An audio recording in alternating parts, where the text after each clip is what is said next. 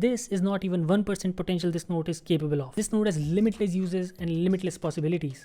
You just need to figure them out. What I just made is like scratching the tip of an iceberg. There's a lot more that you can do. And with that being said, let's hop into it.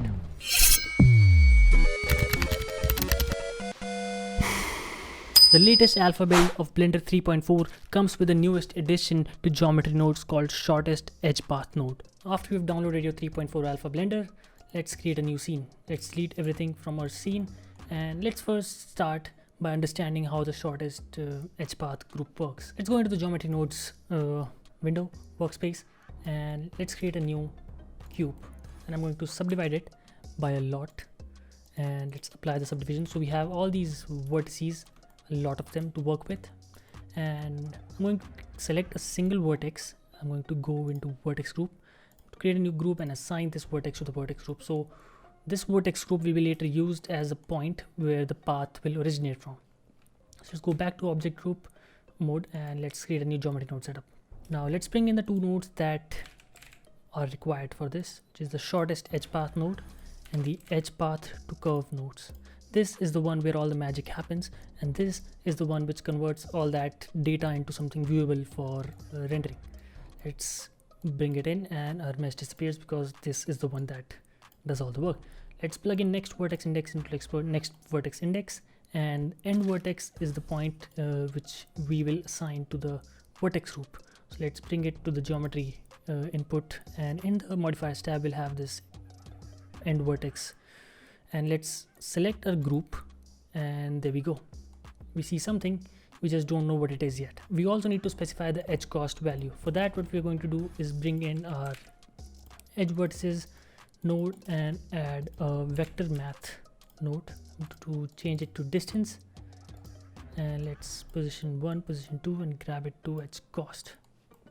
Now you see this mesh which doesn't really make sense, but when you add a trim curve node and animate the start value, you see all those paths are originating from the vertex that we originally selected or converted into a vertex group. Now all you see are these straight lines originating from the vertex that we selected, and it's right because the shortest path between the 2 points is always a straight line. But what happens when we give these points noise in between them? For that, we're going to use a set position node. I'm going to apply it just after the group input, and in the offset I'm going to plug in a Voronoi texture. I'm going to plug in the position to the offset, and there we go. When I animate the start value again, we see this deviation in the path that our shortest path takes, which is all because of a noise. Another thing that I noticed is that these are pretty clustered when it reaches the end. So I'm going to add a merge by distance node in the geometry. I'm going to increase the distance, well, not by that much. Let's change it to 0.05, and this looks much better than it did before. I mean, you can see the lines clearly. In this case, we used a vertex group that we initially generated, but you can use other methods to generate an end vertex as well. For example, I'm going to use a random value for which I'm going to bring in an index. I'm going to bring in a compare node to set it to equal, to plug the index into A. Let's bring in a random value node. Okay, we need boolean. Let's set the random value to boolean and the value into end vertex. Now when you change the value, it changes the index, which then changes the point of origin for our. As you can see, every time I change this value, it starts originating from a different point. You can also increase the threshold for the selection of vertex group. You can increase the epsilon value, which will then allow you to start these paths from multiple different points. I'm going to change it to 7. As you can see, it's starting from like 1, 2, 3, 4, 5, 6 different vertices. Another thing that you can do is bring in a null object, and let's bring it closer to the mesh. And in my geometry node setup, I'm going to bring in this empty by dragging it in here. Let's remove all these and let's disconnect them. And I'm going to bring a position node, and I'm going to use a vector math node and a vector math node. Let's change the vector math to distance. I'm going to use the location from object info. I'm going to use position from this. Next thing that I need is a compare node. To change the greater than to equal, plug the value into a, result into end value. We don't see a lot. Let's increase the threshold, and there we go. Now wherever the null object meets the cube, that is the point where the path will start to originate. Now you can also use fields and proximities to affect the node group, but yeah, this is the basic of how these work. Let's move on to the thing that you're all here to see. Let's unpin this. Let's create a new cube. Let's bring down the scale by a lot. Let's apply the scale, and we need a particle system. This cube, let's go bottom to the field weights, reduce the gravity to 0, and when I bring in a timeline, there we go. Next thing that we need is a force field. I'm going to add a turbulence force field. I'm going to increase the strength scale maybe a little bit. Let's go back to the first frame. Doesn't really work. Let's increase the scale a little bit more. Okay, there we go. It looks a little better. Actually, I can't really see how good it looks. Let's go to the particle settings. In viewport display, I'm going to set it to cross.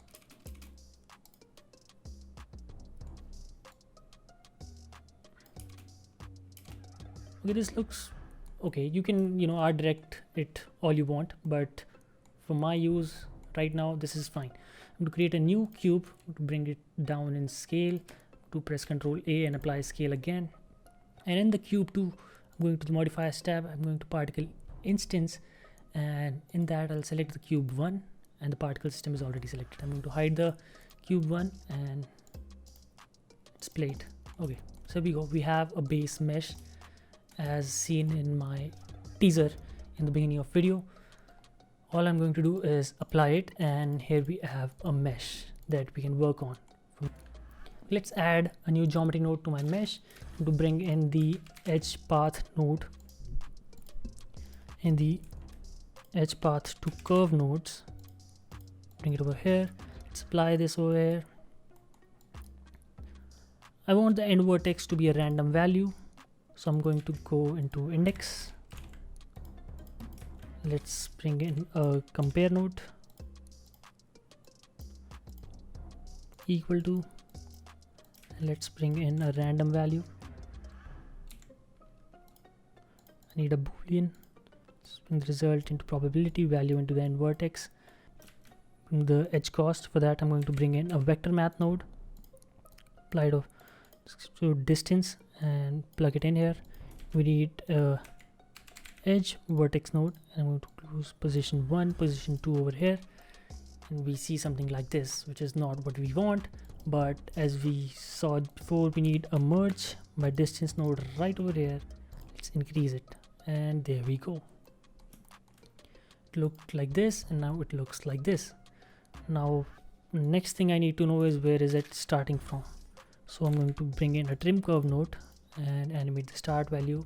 Now right now the path is starting from this end cube over here, as you can see.